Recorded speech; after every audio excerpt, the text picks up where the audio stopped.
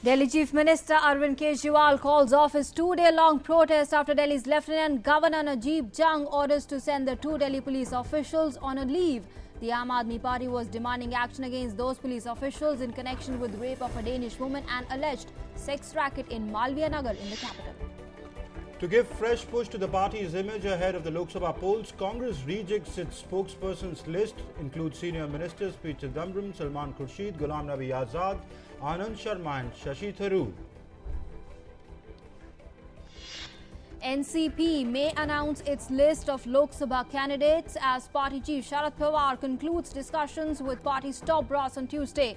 Party to also announce candidates for biennial Rajya Sabha polls. Pawar to contest for Rajya Sabha this time.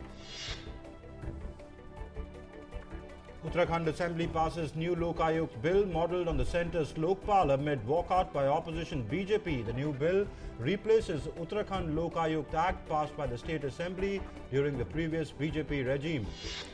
The sub-divisional magistrate probing into the death of Sunanda Pushkar Tharoor, wife of Union Minister Shashi Tharoor, has directed the police to investigate the case thoroughly, including the murder and the suicide angle, after autopsy report revealed that Sunanda died of a drug overdose. The Supreme Court commutes death sentence of 15 convicts to life imprisonment on grounds of delay on the part of the government in deciding mercy pleas. The Apex Court also rules that a death convict suffering from mental insanity cannot be hanged. India lodges a strong protest with Pakistan on suspension of cross-border trade and travel services from its side. Summons Pakistan Deputy High Commissioner in New Delhi. Deadlock over arrest of Pakistani driver with huge cache of heroin continues. Congress Vice President Rahul Gandhi to begin a two-day visit to his Lok Sabha constituency Amethi today. Rahul will meet party workers, also review the progress of centrally sponsored schemes.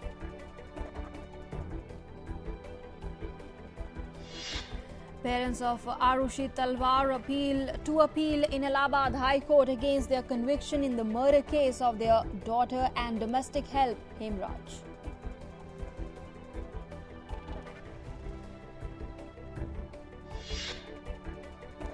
Good news for flyers. Top airlines slash fares by as much as 50% for a limited time to tide over the traditionally weak demand in January to March period. The move triggered by budget carrier SpiceJet, emulated by national carrier Air India and others. The four-day World Economic Forum's annual meeting scheduled to begin at Davos in Switzerland. Strong Indian delegation is led by Finance Minister P. Chidambaram.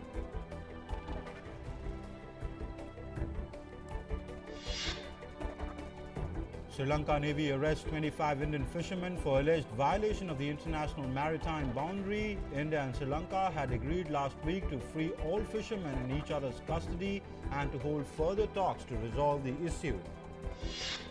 Pakistani combat jets pound militant bases in the lawless North Waziristan tribal region. 25 terrorists killed in retaliation to a string of attacks on security forces.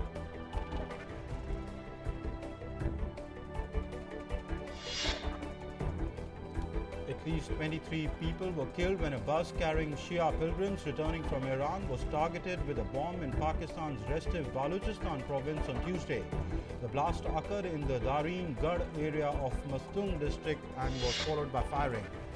The US and United Nations react with horror to allegations in a new report that Syria has systematically tortured and executed about 11,000 detainees since the start of the uprising. The US also said the reports underscore the need to remove the regime of Bashar al-Assad. The Thai government has declared a 60-day state of emergency, saying that it wants to prevent any escalation of more than 2 months of protests aimed at forcing Prime Minister Yingluck Shinawatra from power. In cricket, India win toss against New Zealand in the second ODI at Sedong Park in Hamilton. Handed a shock defeat in the opening match, India would look to plug their batting loopholes when they square off against a gutsy New Zealand in the second cricket one-day. Sania Mirza and her Zimbabwean partner Cara Black crash out of the Australian Open women's doubles quarterfinals. The top-seeded Italian pair Sara Errani and Roberta Vinci beat 6-seeded Mirza and Cara Black in the three top sets 6-2, 3-6, 6-4. Novak Djokovic's bid for a fourth consecutive Australian Open title ended in a dramatic five-set quarter-final loss to Wawrinka. Thomas Berdych finally ended his Rod Laver Arena jinx with a 4-sets win over David Ferrer. The 7th edition of the annual Jaipur Literature Festival concluded on Tuesday, with organizers vowing to maintain the event as a platform to celebrate the freedom of speech and expression. The 5-day festival had become a major calendar event for the literary world since first inception in 2006 and had seen its share of controversies, had this time too a whiff of the same.